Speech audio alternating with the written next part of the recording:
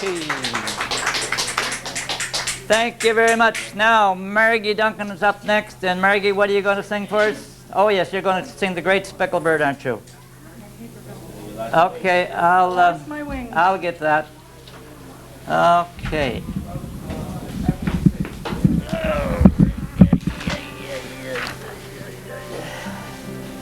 Steffi. Oh, Lord. What a beautiful thought I am thinking concerning the great speckled bird. Remember, her name is recorded in the pages of God's holy word, desiring to lower her standards. They watched every move that she made. They longed to find fault with her teaching, but really they found no mistakes. I am glad I have learned of her meekness. I am proud that my name is in the book, for I want to be one never fearing on the face of my Savior to look. When he cometh descending from heaven on the cloud that he writes of in his word, I'll be joyfully carried to meet him on the wings of the great speckled bird, on the wings of the great speckled bird. Thank you very much. Okay, thank you very much, Margie. Now, Bethany McLeod from Royce Point is going to give us a step. Okay, Bethany.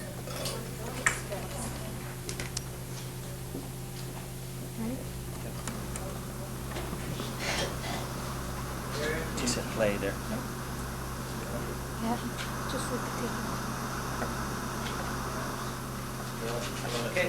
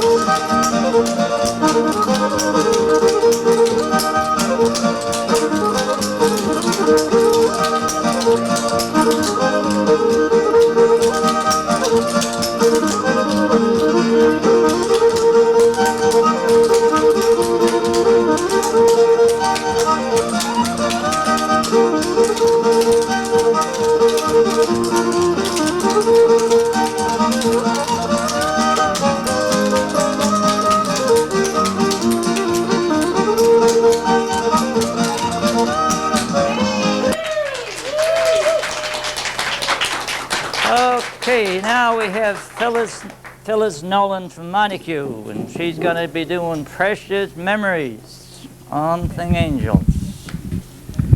Okay, I'd like to dedicate this to my Aunt Myrtle and to Mrs. Vanessa Jesso and her family, and to the Sanderson family, my regards, because they just lost a member of their family just a few days ago. So, and to all the seniors in PEI. Besides, in Bill's Jamboree, there were many precious memories for these people. Precious memories, unseen angels, sent from heaven to my soul. How they linger ever near me, and the sacred path unfolds.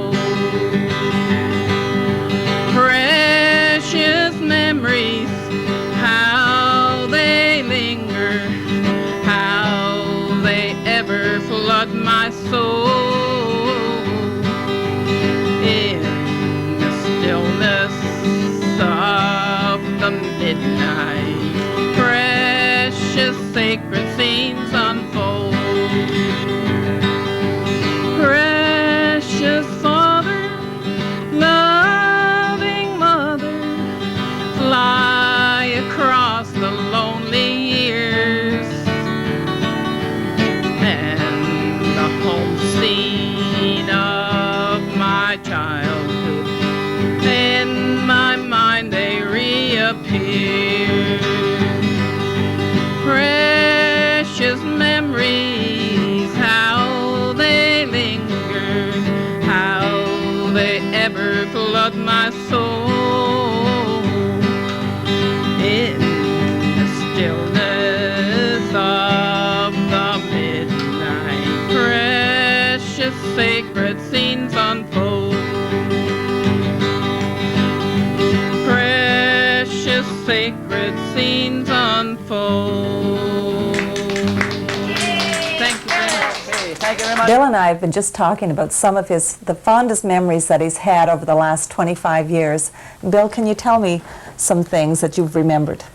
Well, there's a lot of fond memories over the 25 years. I guess first and foremost working with Wendell Ellis, a wonderful producer, and all the fine staff over at Island Cable and Eastlink, including yourself, Betty Lou, and Peter and Bruce, and the cameramen, Jamie, Bert, and Leo Gallant, and Tony Cannon, and all the ones over the years that volunteered their time. And Great crew. oh, wonderful crew, top notch. As they would say in Newfoundland, top shelf. And probably participating in the Guinness World Record, the longest running live TV program in the world, 244 hours. Seen at 11:22 last night, and Studio 10's Cablethon 200 set a new world's record for the longest continuous live television broadcast. That was certainly, we were there at the end when we broke the record. That was a highlight. And then being on the road again with Wayne Rodstad, singing with Wayne. That must have been exciting. That was exciting. That was a high. Wayne and the crew spent a day at my home here, and then being introduced by Lloyd Robertson on the CTV National News on their 20th anniversary was very exciting. I saw some footage of that, some old footage of that. Yeah. That must have been very exciting. Yes, I have great respect for Lloyd. Great man. Yes, fabulous news. What about some humorous moments? Well, we've had a few humorous moments. One, I better not mention her name. She went to perform, and she leaned back and on a stool, and the stool collapsed. She fell on the floor. Of course, this was live TV, so that was funny. And there's some other. A lot. See, we're all a lot of things when you happen go when you're live. A live, lot of yes. things. Yeah, there's no. See, tape is fine. You can erase the errors, but everything is just what you see is what you get in those days. Now, there has to be a couple of people over the last 25 years that have been your right hand. Well, it wouldn't be my right-hand man, it'd be my right-hand gal, be Ruth Ross. Ruth Ross. Has been with us for 25 years. Big support. A big support, a great entertainer. Ruth's very versatile. She plays the piano, she plays the guitar, and she sings, and she backs up a lot of the entertainers. And I'm so busy at the sheriff's office, work a lot of nights and things like that, I'll just phone up Ruth. I make one call, she makes about 20. I phone up Ruth, the show's cancelled for this week or something, and she does all that. Wonderful? Oh yeah, that you can do she's that. been wonderful. Have you had, through the years, any special entertainers that... Well, we've had, yes, we had Kendall Doherty on, we've had Brent Williams, we had Richard Wood when he's in the early days, before he started playing the fiddle, he was a dancer in those days. I had Richard on dancing, and back in the early days, it's about the only, everybody wanted to get on TV, it was new, and it's an opportunity for everybody to get on. So we had an amazing amount of people on over the years. And you must have fond memories of some of the artists that are no longer with us, yes, that performed. Like poor Richard Berhow, for instance. Richard used to, him and my brother used to get around together back on the farm way back in the 50s. And Richard, after I got the show going, he used to open and close the show for many, many years. I don't remember how many, but it was always "Take Us Home, Richard." And then, of course, Edgar Roper replaced him. Edgar is a fine man, and he was "Take Us Home, Edgar." Actually, I did the eulogy at his funeral, and the minister asked me to, when we were taking out the remains, I had to get up and say, "Take us home, Edgar," for the last time. It's very touching. Well, we're gonna take you to some footage of days gone by. Wonderful. We'll see lots of entertainment. Looking forward to that. Got my dancing boots on, got my old guitar, going to Bill's Jamboree tonight. Got a date with my gal, one I love the best, at Bill's Country Jamboree tonight. Talk about old-time music, fiddling and dancing too. We'll sing our songs the best we can and do them just for you. So get your friends together, tune in Channel 10 for Bill's Country Jamboree tonight. And here's your MC for the Jamboree, the man who brought it for the last 10 years, Mr. Bill Acorn. Now, am I going to sing a song? Yeah, I think I will. But Donnie's going to do one first. No, you do. Do mine. All right.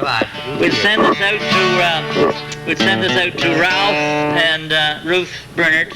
They've been requesting this one, and Bill Dennis. It's called "The Great Speckled Bird." It's an old Roy Acuff tune. What a beautiful thought I am thinking concerning the great speckled bird, and to know that my name is recorded on the pages of God's holy word. Desiring to lower his standard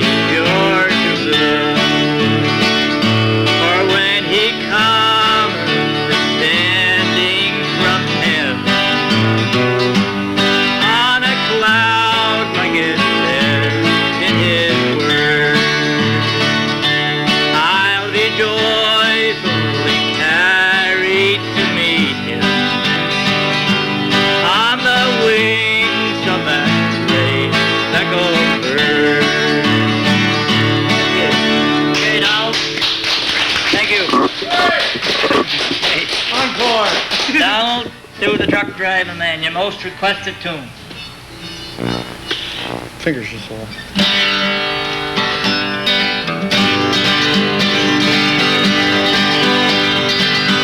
I stopped at a roadhouse in Texas, a little place called Hamburger Dan. I heard that old jukebox was playing a song called The Truck Driving Man. The waitress said, "I'll see some coffee." So I thanked her and I called him back in. I said that your song sure does fit me, 'cause I'm a truck driving man. So pour me another cup of coffee, for it is the best in the land. I put a nickel in the jukebox and play the truck driving man. I jumped back towards my semi, and then like a flash I was gone. I got them old truck wheels rolling. Now I'm on my way to San Antonio. So pour me another cup of coffee, for it is the best in the land. I put a nickel in the jukebox and play the truck driving man. They ever call me up before me, and then I have to leave this here land. I'll drive this truck up to heaven, 'cause I'm a truck driving man. So pour me another cup of coffee, for it is the best in the land. I'll put a nickel in the jukebox and play the truck driving man. And play the truck driving man. Back to you, Everett. Okay, thank you, Donald. Melvin's gonna do a song. Melvin, what are you gonna do? Break, I guess. Achy breaky, good Oh, Lord. I want that one. You haven't wore that out yet? Not quite. Wears well, don't it?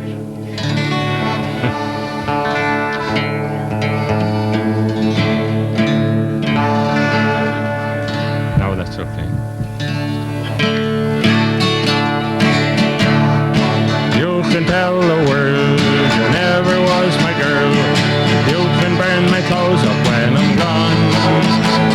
Or you can tell your friends just what a fool I've been, and laugh and joke about me on the phone. You can tell my arms go back to the farm. You can tell my feet to hit the floor. Or you can tell my eyes to watch her for my mind. It might be walking out on me today. Don't tell my heart, my achy breaky heart, I just don't think you'd understand. And if you tell my heart, my achy breaky heart, he might blow up and kill this man.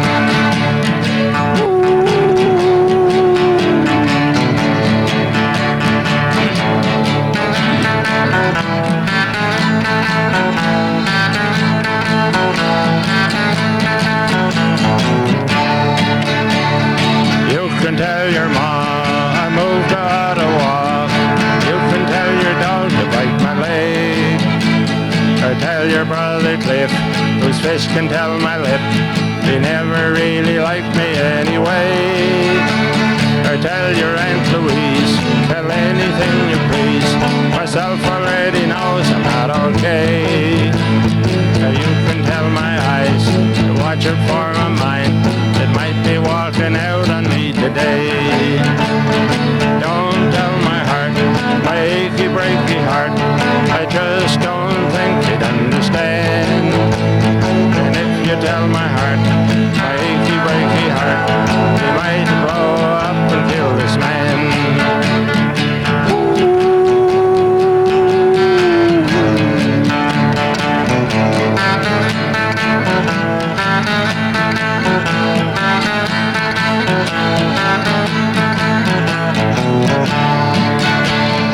Don't tell my heart, my achy breaky heart, I just don't think you understand.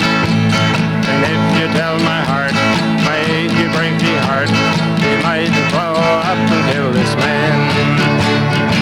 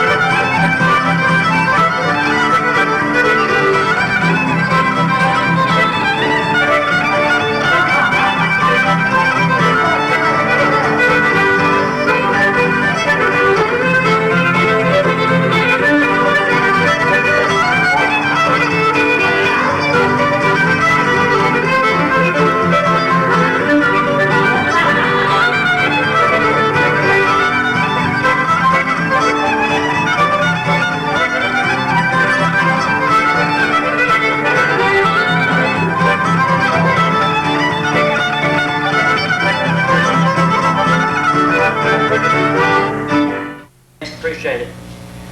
Okay, Walter McLean is going to grab his harmonica, and he's going to grab Herb McDougall to accompany him, and Frankie Bizzo. What's it going to be, Walter? Oh, in the audience. Heather on the hill.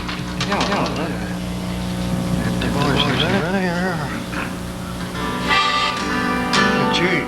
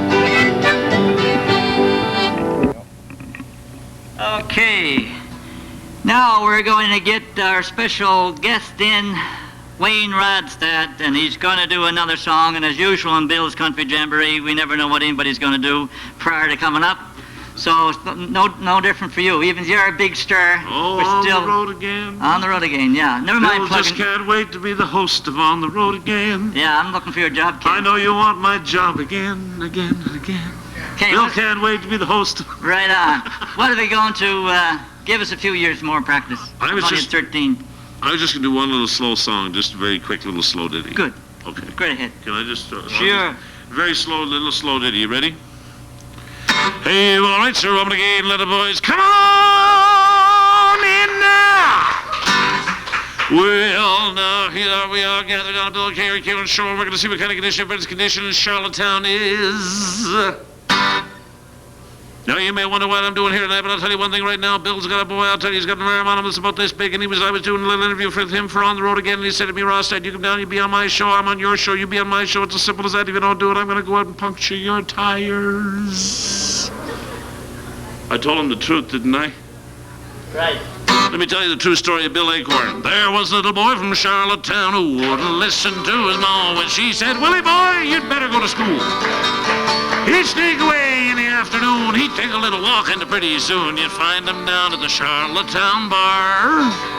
He'd stand and he'd listen carefully, and boy, pretty soon Bill began to see just how the auctioneer could talk so rapid. Well, he said, oh my, it's do or die.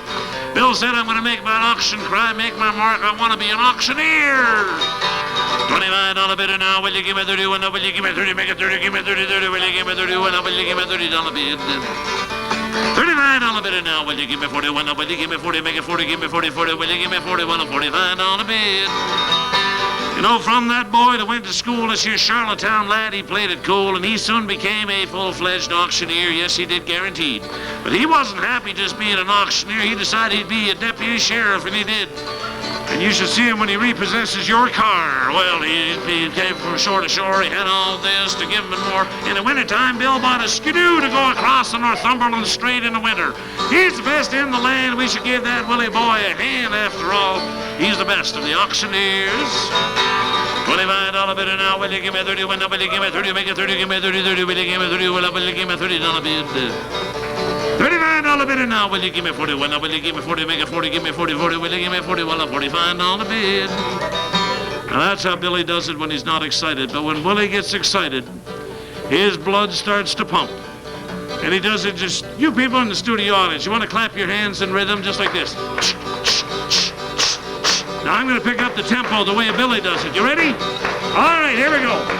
$29 bidder now. Will you give me 31? Will you give me 30? Make it 30. Give me 30, 30. Will you give me 30? Will you give me $30 bid? $35 bidder now. Will you give me 41? Will you give me 40? Make it 40. Give me 40. All right, one more time for Willie. Are we ready? $29 bidder now. Will you give me 31? Will you give me 30? Make it 30. Give me 30, 30. Will you give me 30? Will you give me $30 bid? $39 bidder now. Will you give me 41? Will you give me 40? Make it 40. Give me 40. Let's hold that hog for $40 bill. Hot dog. All done.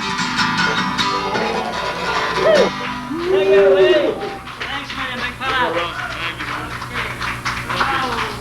I think we used to...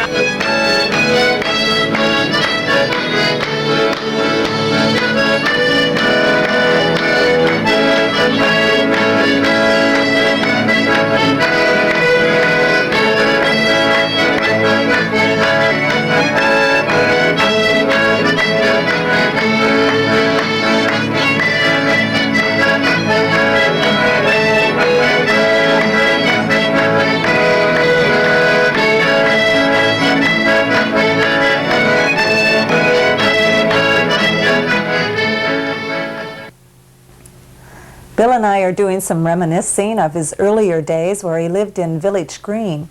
And Bill, you worked on a farm?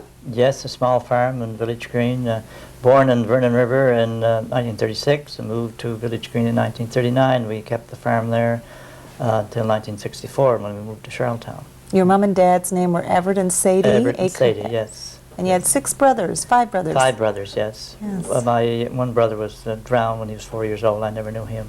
But, So moving on through the years, I was later on in maybe 1964 that you moved to Charlottetown? Yes, and got involved with the service station business. The Irving actually is where the Source for Sports building is now by the Dairy Queen. Mm-hmm. We're there from 64 to 74, and then in 74 I moved up to the Gulf in just up the street. But they tore it down for Sobeys, and I was there till 1980, and then in 1980 moved back to the Irving and was there till 1984. 1984. And then I worked part-time at other stations, but just as an employee. And what year was it? In 1984, and then what year was it you started as deputy sheriff? In 1988. 1988. July of 88. Mm-hmm. July 7th, 1988. And you've been there for 14? Almost 14 years, yes. And is that what got you collecting, your collection of, your police collection? Well, I was always interested in the police. I used to do some of the fishing game. They were members of the RCMP would ask me to go along with them to help them load the skidoo and unload the skidoo, and used to go around that kind of thing. And the same with the boats and stuff. They asked me to go along with them. And so you started collecting then? Yes, then at that I started time. collecting. Yes, I've been collecting well over 20 years. I guess near 30 years now. Just going back a bit, was there ever music in your family? Yes, my late brother Matthew was a police officer in town for 10 years. But his young day, he played the guitar and the fiddle, and he sang country and western, and he went around entertaining. He was on the outport program many times with Ray Simmons back in the old days. Oh, really? And he used to entertain at the, he's got some records actually. I still have some of his old 78s. He made some records. But he was, I may be prejudiced, but I think he was an excellent singer. Mm-hmm. And do you sing? Well, I make a joyful sound, I hope. So getting back to your police collection, and I know that I just peeked in the room. I didn't get a chance to see everything, so there's quite a bit in there. Yes, I've been collecting. I have a lot of collections, not only the police. I have caps and pins, and my wife collects salt and peppers. We're a house of collectors. But and then I have a downstairs den is full. I also collect Elvis. I'm an Elvis fan also. So. I've been collecting RSMP memorabilia for well over 20 years. I have a lot of friends with the RSMP, ranging from assistant commissioners down to constables. I have a collection here of, it's very unique. There's not too many, probably the only one at PEI. It's called The History of the Royal Canadian Man Police and Coin. And that's a centennial from 1873 to 1973. Well, that's pretty valuable. And yes, it cost me something like $500 back in 1973. So be pretty expensive today. Yes, quite unique. It's got all the different, it's two-sided, and it's got all the coins. You like, for instance, if you want to talk about this is climbing the gold rush, climbing up the mountains there in the Yukon. Right. And on the back of it, you can read about all about it. It gives the first. I've had German Shepherds myself since I was a kid. Mm-hmm. That's Dale. That's the very first RCMP police dog. It tells the story in the back of that. That's kind of neat. That's nice. And what else have we? You've got the uniform. I have, yes, that's Musical Ride. That's actually, I traded some caps to a guy on the Musical Ride for his breeches. And Deputy Sheriff Hector MacDonald supplied me with a lot of this stuff. That's Hector's belt there, his dress belt, and that's his uniform. He was a member of the Musical Ride. The boots? And the boots. I had a complete collection. Complete. Things like this is what they call a riding crop, which they don't use anymore, but in the old days they used to use these. I am a licensed gun collector. I even have the, I just have it here to show you. It's locked down in the safe in the basement. But it's I have the gun, I have everything. The only thing I don't have, and nobody can have it, is a badge. Although I do have the badge holder, but nobody can have an RCMP badge. When they retire, they have to have it molded into plastic or something. When the females joined, they had the skirts, and they had a complete different in uniform. Now it's unisex, but in those days, so we have the skirt and the different kind of a coat there, and that's their for a cap is different than the. And we have the complete. We have everything. A lot of the stuff that they don't even have anymore. These are all collector's items. But we have even got the dress gloves. Yeah, I noticed those. And we have the spurs, and up here is the dress spurs when they dress up for formal occasions, also on their dress shoes. And you've been deputy sheriff, Bill, yourself for 14 years. Just about 14 years, yes. Yeah. And you have any stories that you might be able to share with the viewers? Well, certainly every day there's about 15 or 20 stories, but I think the one that kind of I can remember, I can't remember, my wife and I were at some function. This guy comes over and he said, oh, by the way, Bill, you may not remember me, but I'm so-and-so. I just want to thank you for using the discretion when you gave me that divorce. I believe I called him, and he came up to my house to pick it up because his kids were visiting or something like this, but something, a few things like that. But wasn't that nice? I meet a lot of people in my business, and I treat people with dignity and respect, and I get it in return. Isn't that good to hear? Yes, Very good to hear. In all the years, I can count on one hand the people who gave me a hard time, and two of those phoned up a day or two later and apologized. So. I'd like to thank you, Bill, for sharing all your collection here with us today. We're going to go back to the studio for some live entertainment.